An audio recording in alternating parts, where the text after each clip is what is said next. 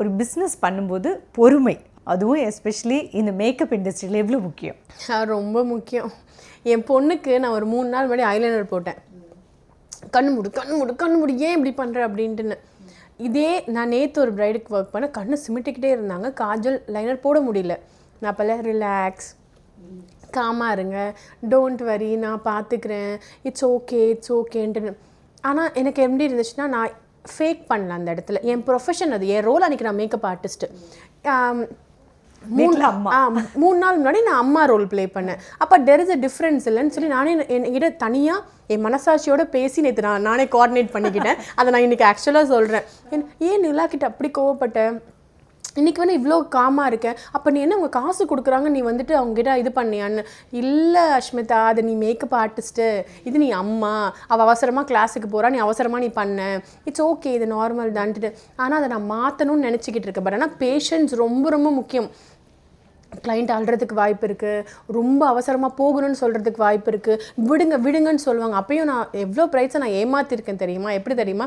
ஒரு நிமிஷம் 10 second 20 second சொல்லி 5 நிமிஷம் பண்ணிவிடுவேன்.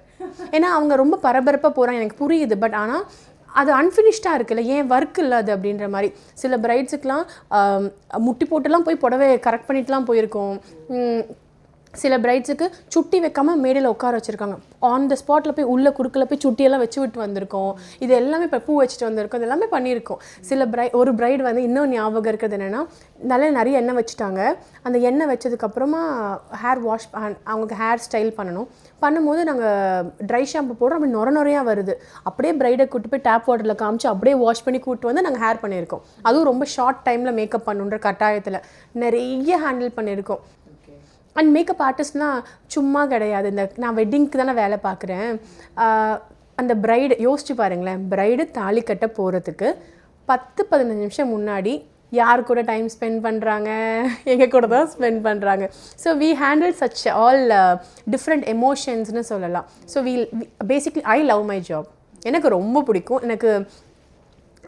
நான் வந்து ஏன் கம்ப்ளைண்ட்ஸ்ன்னு சொல்ல மாட்டேன்னா, என் வேலையை நான் ரொம்ப பிடிச்சி பார்க்குறேன் அப்படின்றதுனால எனக்கு ரொம்ப ஆசையாக இருக்குது. அதை நான் இன்னும் பெட்ரு பண்ணணுன்ட்டுன்னு.